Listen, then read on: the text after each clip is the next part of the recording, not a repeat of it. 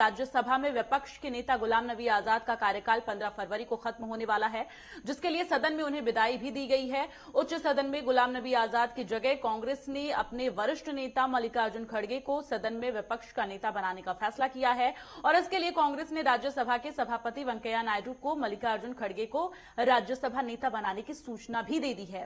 आपको बता दें कि मल्लिकार्जुन खड़गे साल 2019 का लोकसभा चुनाव हार गए थे, जिसके बाद उन्हें पिछले साल राज्यसभा में सदस्य के तौर पर लाया गया। पिछली लोकसभा में कांग्रेस संसदीय दल के नेता रहे मल्लिकार्जुन खड़गे को अब राज्यसभा में कांग्रेस ने गुलाम नबी आजाद के विकल्प के तौर पर सदन में प्रतिपक्ष का नेता बनाने का फैसला किया है।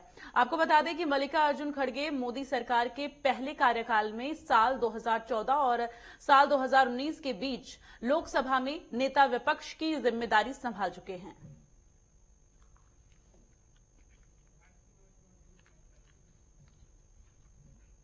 ज्यादा जानकारी के साथ राजकुमार चौधरी संवाददाता हमारे साथ लाइव जुड़े हुए हैं। राजकुमार, जिस तरह से मल्लिकार्जुन खड़गे को आगे लाया जा रहा है, गुलाम नबी आजाद की जगह उनको उनकी जिम्मेदारी सौंपी जा रही है, ऐसे में क्या कुछ चुनौतियां हो सकती हैं आगे?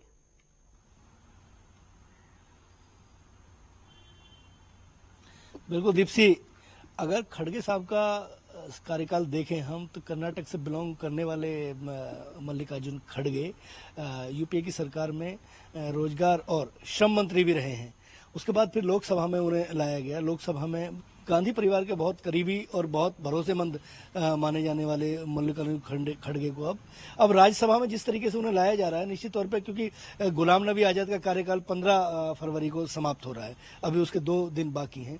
उससे पहले सारी प्रक्रिया होती है। प्रक्रिया करने के बाद उसके बाद कांग्रेस के नेताओं ने ये निर्णय लिया, आलाकमान ने एक निर्णय लिया और सचिव राज्यसभा को एक पत्र भेजा गया है, जिस पत्र में कहा गया है कि मल्लिकार्जुन खड़गे उनके आगामी नेता होंगे राज्यसभा में। क्योंकि राज्यसभा इस समय अगर देश की राजनीति और परिस्थितियों को देखा जाए तो कार्यकाल पूरा हुआ। गुलाम नबी आजाद का जिस तरीके से कार्यकाल रहा, बहुत बेहतर तरीके से उन्होंने अपने राज्यसभा की जिम्मेदारी को और नेता प्रतिपक्ष को बहुत संवेदनशील तरीके से निभाया। मल्लिकार्जुन खड़गे निश्चित तौर पर आक्रामक नेता के तौर पे माने जाते हैं। लोकसभा में वो बिल्कुल अपनी बात को आक्रामक तरीके से रखते थे और शायद अब राज्यसभा में भी आने वाले दिनों में चीजें हंगामेदार होंगी। ऐसे में राजकुमार, आप इस पूरे वाकया को किस तरह से ले रहे हैं? क्योंकि एक बड़ी जिम्मेदारी एक बार फिर से दी जा रही है। हालांकि 2019 में वो लोकसभा चुनाव हार गए थे, लेकिन अब एक बार राज्यसभा में उन्हें फिर से गुलाम नबी आजाद की जगह पे उन्हें एक ऑप्शन के तौर पे देखा जा रहा है और लाया जा रहा है। तो इस पूरे वाकया को आप किस तरह से ले रहे हैं?